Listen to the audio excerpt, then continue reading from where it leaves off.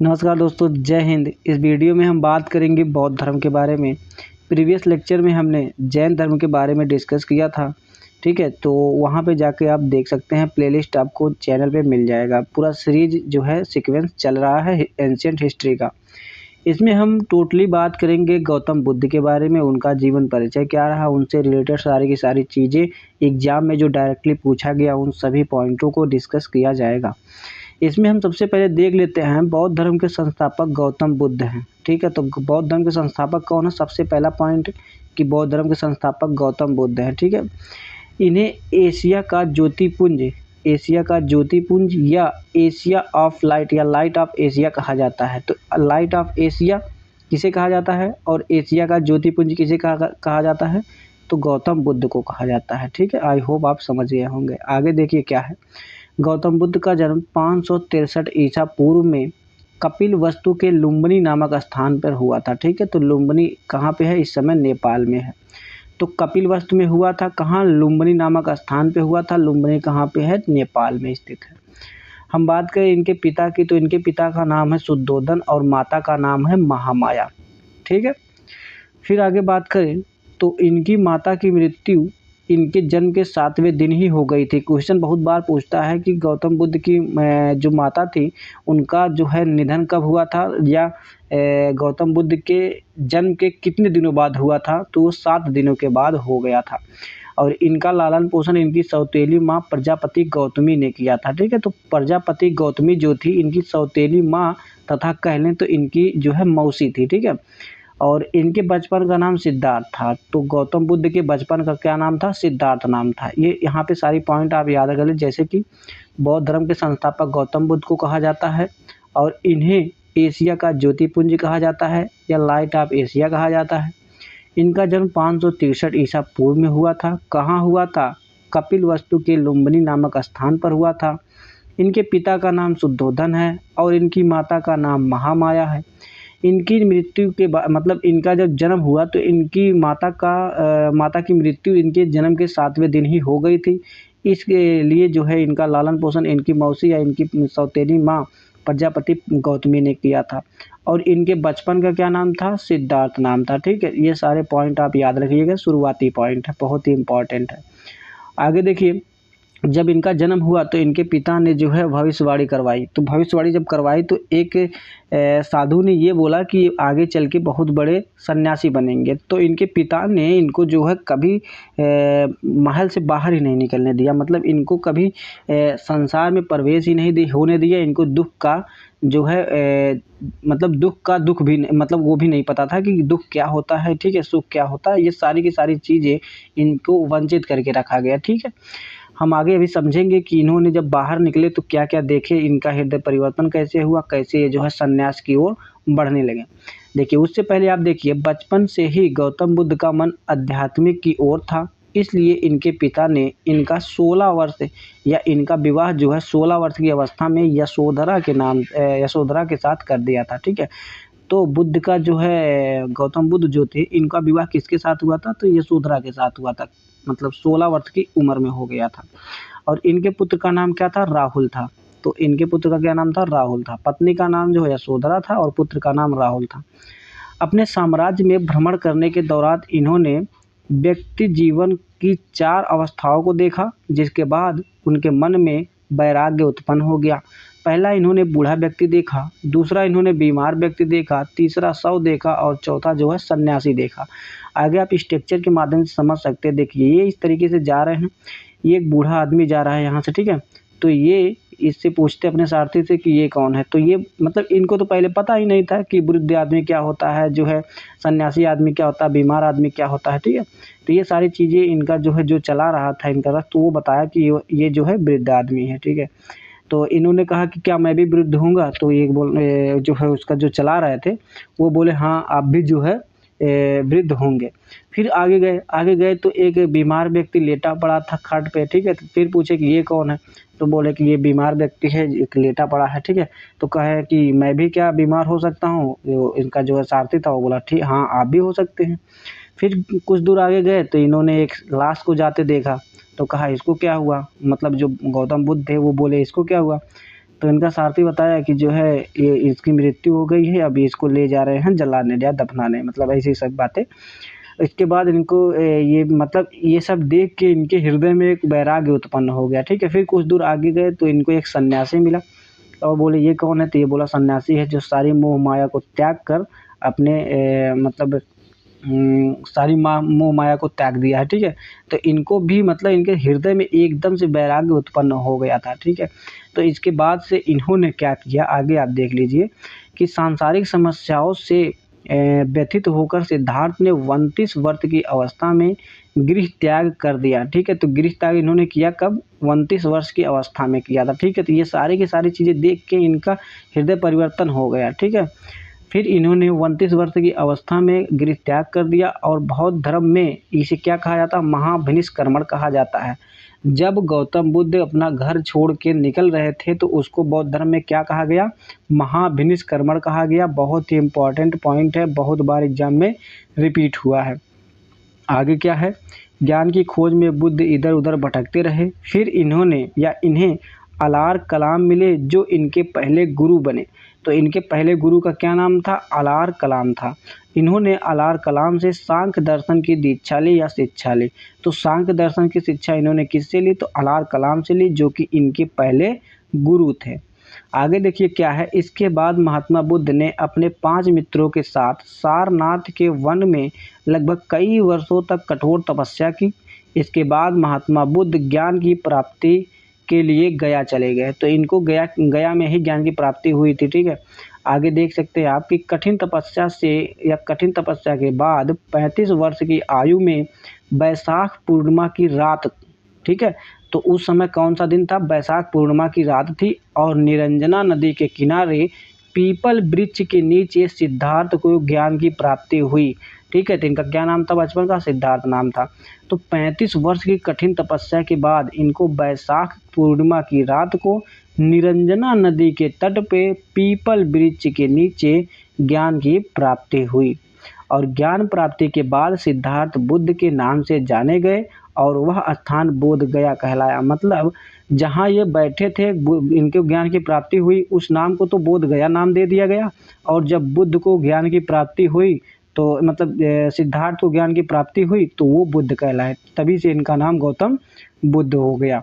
आगे देखिए, बुद्ध ने अपना पहला उपदेश सारनाथ में दिया, जिसके बाद ग्रंथों में मतलब जिसके बौद्ध ग्रंथों में जिसे क्या कहा गया, धर्म चक्र प्रवर्तन कहा गया है, ठीक है। इन्होंने अपना पहला उपदेश कहाँ दिया था, तो इन्होंने अपना पहला उपदेश सारनाथ में दिया था, जिसे बौद्ध धर्म में क्या कहा गया, धर्म चक्र प्रवर्तन कहा गया। और इन्होंने यह उपदेश पाली भाषा में दिया था, ये भी पूछा जाता है, ठीक है। आगे देखिए, बुद्ध ने अपने सर्वाधिक उपदेश कौशल में दिए थे, ठीक है। कहाँ दिए थे, कौशल में दिए थे। और कौशल देश की राजधानी कहाँ, श्रावस्ती में दिए थे। जो श्रावस्ती थी ये कौशल देश की क्या थी बाबू, राजधानी थी, ठीक है। सबसे ज़्यादा उपदेश श्रावस्ती में दिए थे, सबसे पहला उपदेश सारनाथ में दिए थे। नेक्स्ट है, बौद्ध धर्म के 4 कथन मतलब 4 सत्य कथन कहे। कौन कौन सा, पहला है संसार दुखों से भरा है, दूसरा है हर दुख का कोई ना कोई कारण है, तीसरा है सभी दुखों का सबसे बड़ा कारण इच्छा है, और चौथा है इस इच्छा पर नियंत्रण पाया जा सकता है। याद करने के लिए बहुत ही आसान है। सबसे पहला संसार दुखों से भरा है और उस दुख का जो है दुख का कोई ना कोई कारण है। जाहिर सी बात है, कोई ना कोई कारण की वजह से आप दुखी रहेंगे। अब दुखी क्यों रहेंगे, जब आप इच्छा करेंगे, कोई ना कोई इच्छा करेंगे तब आप उसको सोचेंगे, तब आप दुख रहेंगे, ठीक है। और उस पर नियंत्रण पाया जा सकता है, ये जो है इसका चौथा पॉइंट था।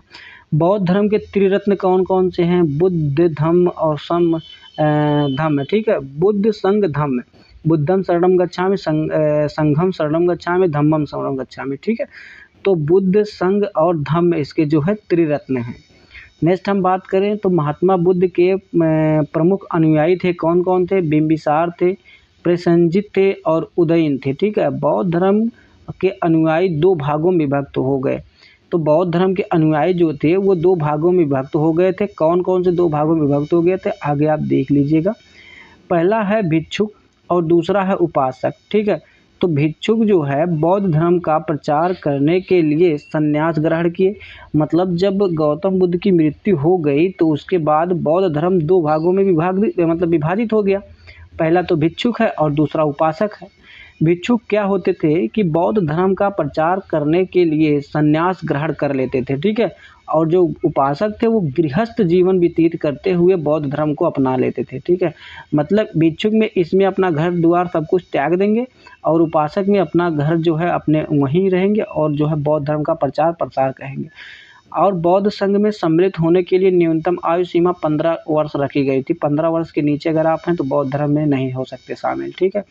आगे हम बात करें बुद्ध के जीवन से संबंधित बौद्ध धर्म के प्रतीक, ठीक है।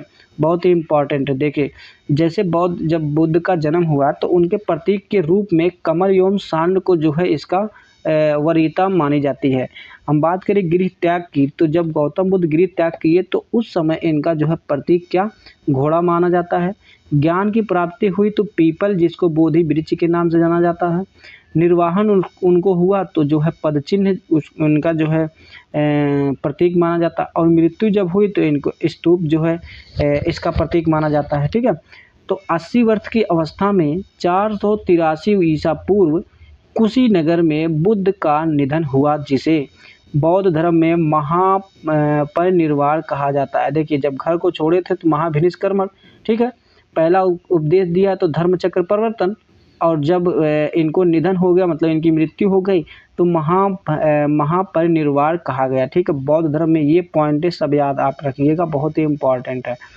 नेक्स्ट है निधन के पश्चात बुद्ध की अस्थि अवशेषों को भारत के 8 जगहों पर स्थापित कर स्तूपों का निर्माण करवाया गया, जिसमें से सबसे बड़ा स्तूप सांची का स्तूप है। सबसे बड़ा स्तूप कौन सा है, सांची का स्तूप है। नेक्स्ट है ये देखिए 2 बार इसका पॉइंट आ गया है।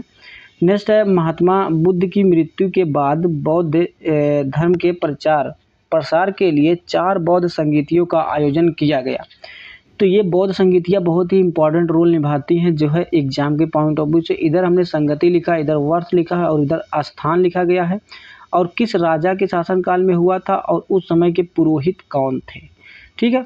तो पहली बौद्ध संगीति हुई थी 483 ईसा पूर्व में हुई थी, जो कि राजगीर में हुई थी और अजातशत्रु के समय में हुई थी। या अजातशत्रु जो है वहाँ का राजा था और महाकश्यप वहाँ के पुरोहित थे, ठीक है। तो पहली ये संगीति है। हम दूसरी संगीति की बात करें तो 383 BC में हुई थी और ये कहाँ हुई थी बाबू, वैशाली में हुई थी। ये काला शोक के समय में हुई थी और सभा कामी यहाँ के क्या थे, अध्यक्ष या पुरोहित थे। हम तीसरी बौद्ध संगीति की बात करें तो 255 ईसा पूर्व में हुआ था। ये कहाँ हुआ था, पाटलिपुत्र में हुआ था। और ये किसके शासनकाल में हुआ था, तो अशोक के शासनकाल में हुआ था। और यहाँ के अध्यक्षता कौन संभाल रहे थे, मोगली पुत्र तिस्य, ठीक है, और जिसको अध्यक्ष कहा जाता है, ठीक है।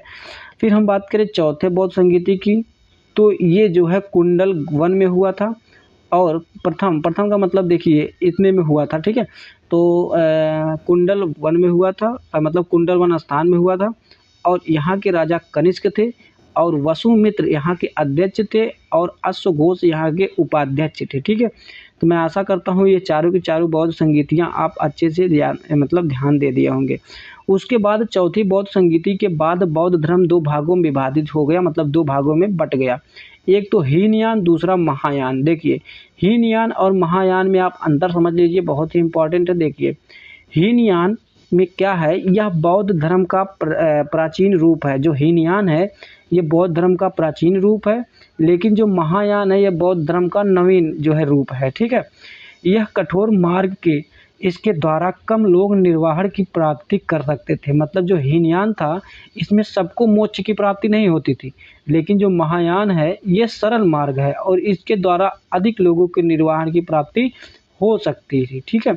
हम बात करें नेक्स्ट पॉइंट की, तो यह बुद्ध को अलौकिक गुण वाला सामान्य पुरुष मानते हैं, लेकिन हम बात करें महायान में तो यह बुद्ध को भगवान मानते हैं, ठीक है। नेक्स्ट हम पॉइंट की बात करें और लास्ट हम बात करें कि बौद्ध साहित्य के बारे में। देखिए यहाँ से क्वेश्चन डेफिनेटली पूछता है तो पूछता है, जैसे कि त्रिपिटक, ये मूल रूप से पाली भाषा में रचे गए हैं। इसकी संख्या 3 है। कौन कौन सी है, विनय पिटक, सूत पिटक और अभिधम पिटक। विनय पिटक क्या है? इसमें भिक्षु एवं भिक्षुणियों के आचरण संबंधी नियम हैं। सुत्त पिटक में है, इसमें बौद्ध धर्म के उपदेश संकलित हैं। तीसरे में अभिधम्म पिटक में क्या है? इसमें बौद्ध धर्म की दार्शनिक व्याख्याएं दी गई हैं। उसका सबसे महत्वपूर्ण भाग कथा वस्तु है। ठीक है, ये पॉइंट आप याद कर सकते हैं। नेक्स्ट है जातक कथाएं, बुद्ध चरित्र और धम्मपद। जातक कथाएं क्या है? ये मूल रूप से पाली भाषा में रचे गए हैं। इनकी संख्या 549 है। इनमें बुद्ध के पूर्व जन्मों की कथाएं हैं। बुद्ध चरित्र इनके या इसकी रचना संस्कृत भाषा में हुई है। अश्वघोष द्वारा रचित यह एक महाकाव्य है। इसमें बुद्ध का जीवन वृत्त एवं उनकी शिक्षाओं का वर्णन है। इसे बौद्धों की रामायण कहा जाता है। क्वेश्चन यहाँ पे देखिए आपको बजा देता है कि बौद्धों का रामायण किसे कहा जाता है? तो ये जो है बुद्ध चरितम को कहा जाता है। अगर हम बात करें कि बौद्धों की गीता किसे कहा जाता है, तो ये धम्म पद को कहा जाता है। जैसे कि धम्म पद देखिए पाली भाषा में रचा गया है और इसे बौद्धों की गीता कहा जाता है। ये सारे के सारे पॉइंट्स आपके लिए बहुत ही इंपॉर्टेंट हो जाते हैं एग्जाम के पॉइंट ऑफ व्यू। ठीक है, तो ये सब आप याद रख लीजिएगा। तो ये हमारा लास्ट पॉइंट था। उम्मीद करता हूँ कि आपको सारी की सारी चीज़ें अच्छे से समझ में आई होंगी। अगर आपको वीडियो पसंद आए तो लाइक ज़रूर करिएगा, दोस्तों के पास शेयर भी करिएगा और वीडियो पसंद आए तो सेव कर लीजिएगा। ठीक है, तो प्लेलिस्ट आपको मिली जाएगी। प्लेलिस्ट में डेली टू डेली एक वीडियो आप देखिएगा। जिस भी टॉपिक पे वीडियो बनाना हो कमेंट करिएगा, मैं वीडियो ज़रूर बना दूंगा। तो मिलते हैं नेक्स्ट वीडियो में, तब तक के लिए जय हिंद, जय भारत।